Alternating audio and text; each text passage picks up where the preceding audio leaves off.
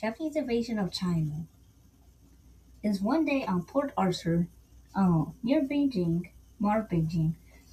The Russians want to have control of Manchuria, but the Japanese want control of Manchuria. So the Japanese attacked Port Arthur, which made the Russo-Japanese War, and the Japanese won.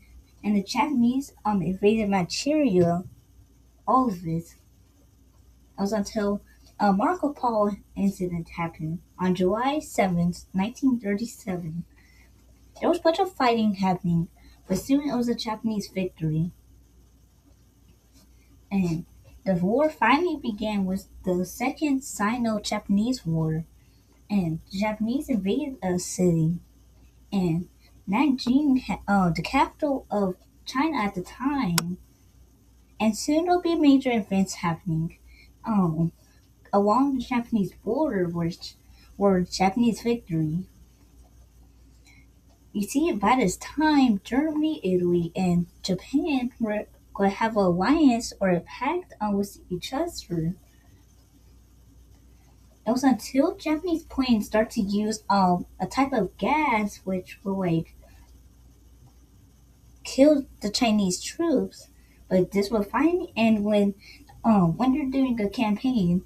They actually use the gas against the Japanese. It's supposed to be against the Chinese, and the Japanese were forced to retreat out of Chinese territories, which made Chinese advance.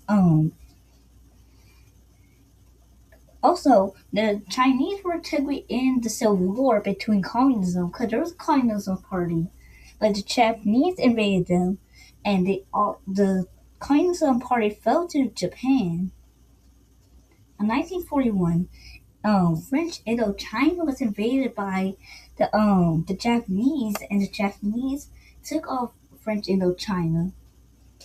And the Japanese were now starting to head for India, which was controlled by the British, and down south. The Japanese heard about the news that their ally Germany had fallen to the Allies, and they're the only one in the Axis. On August 9th, 1945, the Soviets started to invade Manchuria, to invade Japan, which they were successful, and the Chinese started to invade until they finally surrendered. 1945.